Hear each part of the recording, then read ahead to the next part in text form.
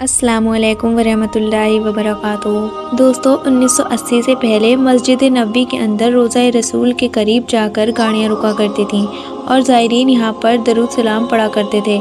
लेकिन इसके बाद जब ज़ायरीन की तादाद मुसलसल बढ़ती गई तो मस्जिद नबवी की चौड़ाई के बारे में सोचा गया। लेकिन मसला ये था कि इस चौड़ाई रास्ते के अंदर रसूलुल्लाह सल्लल्लाहु अलैहि वसल्लम के वालिद अब्दुल्ला की कब्र थी। वैसे तो हज़रत अब्दुल्ला का ताल्लुक मक्का से था, लेकिन आपका ससुराल यानी रसूलुल्लाह की वालिदा का ताल्लुक मदीना से था।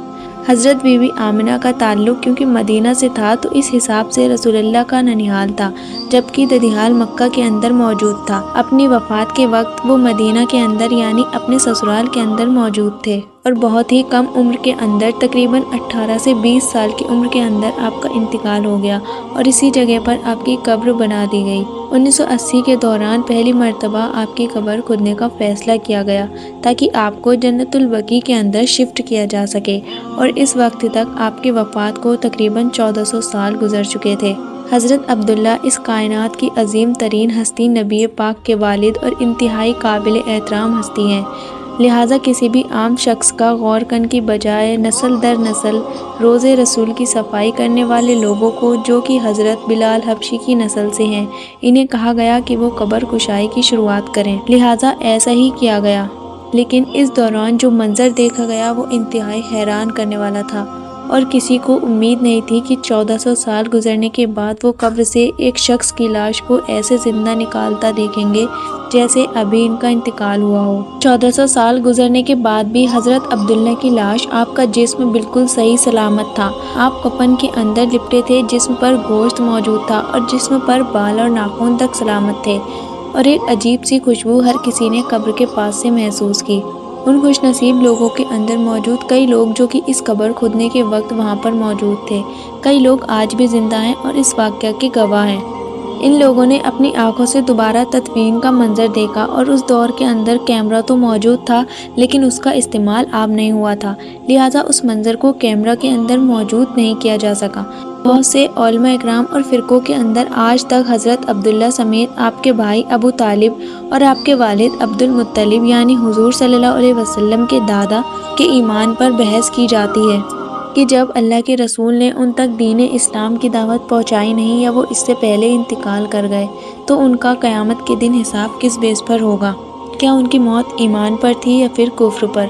हज़रत अब्दुल्ला बनु हाशिम ख़ानदान से थे जो कि अरब के दो बड़े ख़ानदानों हाशिम और बनु उमैया में से एक था। ये दोनों कबीले कुरैश कबीले का हिस्सा थे और बनु उमैया के पास कुरैश की फ़ौज की जिम्मेदारी थी।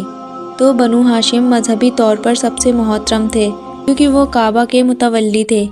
तवाफ़े काबा के वक्त अरब के मुशरिक अल्लाह के नाम के साथ अपने बुतों के नाम भी लिया करते और काबा के अंदर भी 360 के करीब बुत मौजूद थे।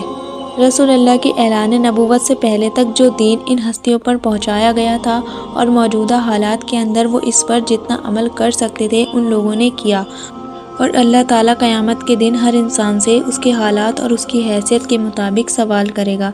लेकिन इस्लामी रिवायत के अंदर कोई ऐसा सबूत मौजूद नहीं है जो ये बता सके कि आपके वालिद, आपके चाचा और आपके दादा भी मुशरिक थे और इस वक्त के अंदर जितना अल्लाह का पैगाम किसी शख्स तक पहुँचा उस शख्स से उसी के मुतालिक सवाल होगा।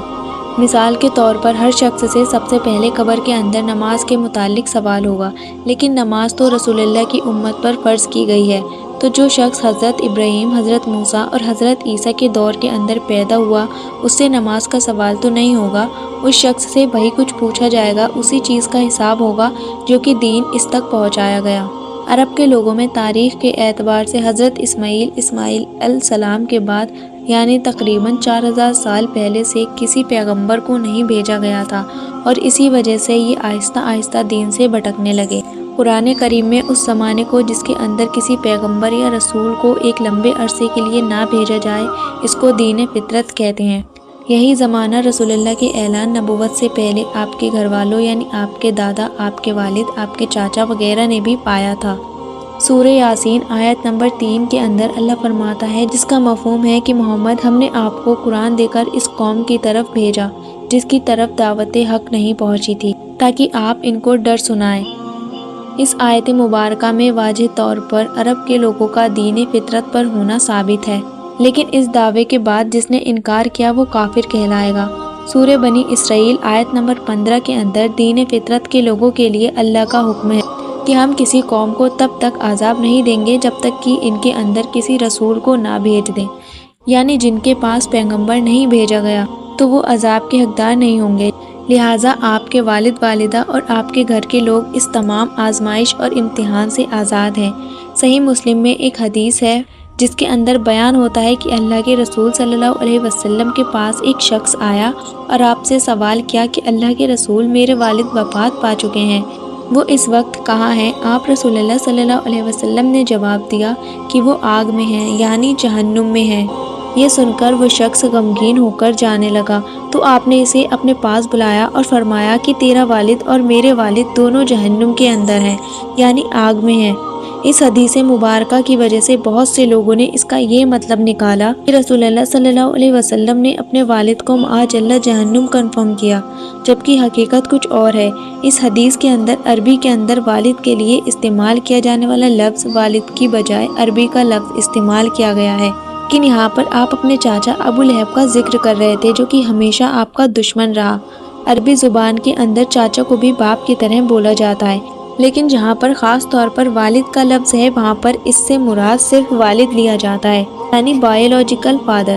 ایک اور حدیث مبارک کے اندر حضرت عمر کو مخاطب کر کے آپ نے فرمایا کہ عمر چاچا بھی باپ کی طرح ہوتے ہیں اور میرے چاچا عباس کی سگات بھی میرے ذمے ہے۔ اس حدیث کے عربی الفاظ کے اندر بھی عربی کا لفظ استعمال کیا گیا ہے جس کا مطلب ہے کہ چاچا، لہٰذا رسول اللہ کے والدین اور آپ کے گھر والوں کی ایمان اور کفر کا فیصلہ ہمیں اللہ کے حکم اور قرآن کے مطابق کرنا چاہیے، اور جب اللہ فرماتا ہے کہ میں نے ان کو بخش دیا تو اس معاملے میں ہماری بحث کرنے کی کیا اوقات ہے؟ لہٰذا ہمیں اس معاملے پر خاموشی رہنا چاہیے، اس کی بجائے ہمیں اپنے ایمان کی فکر کرنی چاہیے جس مقصد کے لیے ہمیں دنیا میں بھیجا گیا۔ اللہ تعالی ہمیں سمجھنے کی اور نیک عمل کرنے کی توفیق عطا فرمائے، آمین۔ ہو سکے تو کمنٹ باکس میں آمین ضرور لکھ دیجیے گا۔ پھر ملیں گے نیکسٹ ویڈیو میں۔